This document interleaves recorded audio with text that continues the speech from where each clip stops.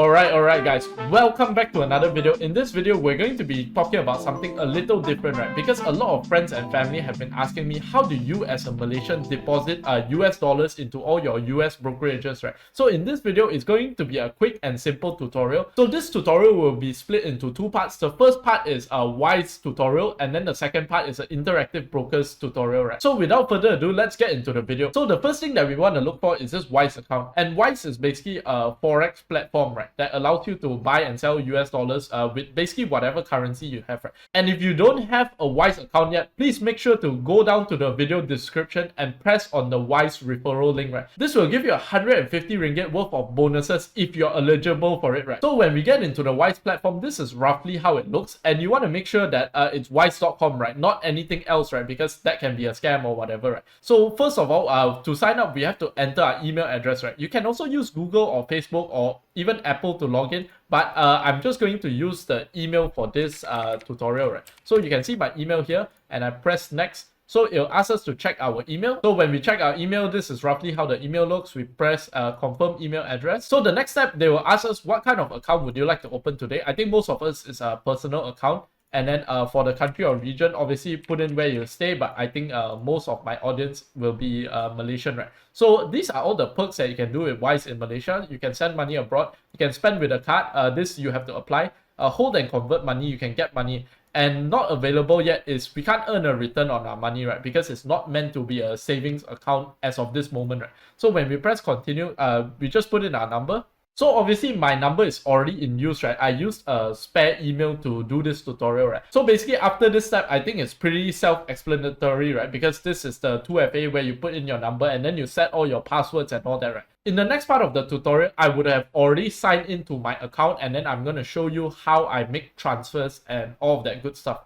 So when we log in, this is roughly how our Wise account should look, right? Except you won't have all this MYR SGD, right? So you need to press this, add another currency to your account, and then you add the currency into your account. Obviously, this snipping tool is just to block out some of my past transactions. So after you click your USD balance, it should be 0.00. I just leave 1 USD so I can find the account. And then you press this add button. So the next step of the process is they'll obviously ask you how much you want to add. And this is 1,000. And note that you cannot put anything more than 20,000 ringgit in your account, right? In your Wise account at one time. So the maximum transaction that you can do every day is only 20,000, right? Because there's some Bank Negara rules and all that, right? And next, I want to show you the fees, right? Because I'm not going to do the online banking process here, because obviously I don't want to type in and then I don't want to do all the filtering. So just press online banking, and then you do online banking with whatever online banking website you want to do, right? So the next step, you'll come to this page. If you want to deposit 1,000 US dollars, you'll get a 24 ringgit fees, right?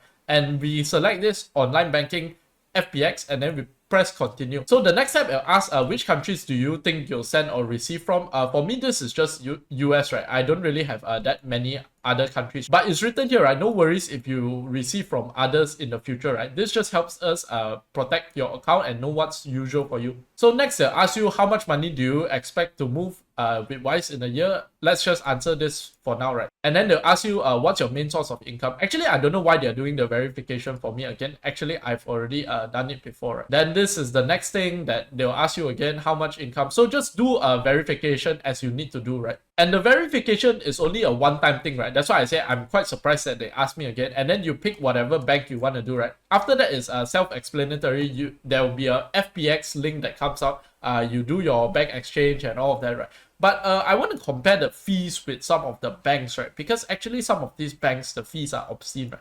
This is the rate where they will buy USD transfer from you. Basically, if you send $1,000 from whatever bank you have in the US, this is the rate that you'll get, right? So actually, if you do the math, it's 4,148, right? And if you use today's exchange rate, it's 4,217, right? This is the Google, the spot exchange rate, right? So basically, the banks are charging you around 70 or 80 ringgit to do this transaction, right? While Wise is only charging you 24, right? So Wise is only charging you about a third of what the banks are charging you, right? So I'm not shitting on any particular bank, right? I actually use Maybank, right? But just not for this, right? Because the Forex rates are obviously very, very bad, right? And if you do it with large quantities, it's going to affect the amounts of money that you get drastically, right? If you do like 2,000 one time, because Wise has a one-time fixed fee, right? and then they add some FX fees on top. So you might even save more than what I calculated out for you, right? So I've actually taken hours and hours of research as to which is the best Forex platform and also which is the best brokerages to use, right? And these things are actually incredibly important, right? Because some people might say, oh, it's just 50 ringgit or whatever, but 50 ringgit, it adds up, right? If you do a lot of transactions.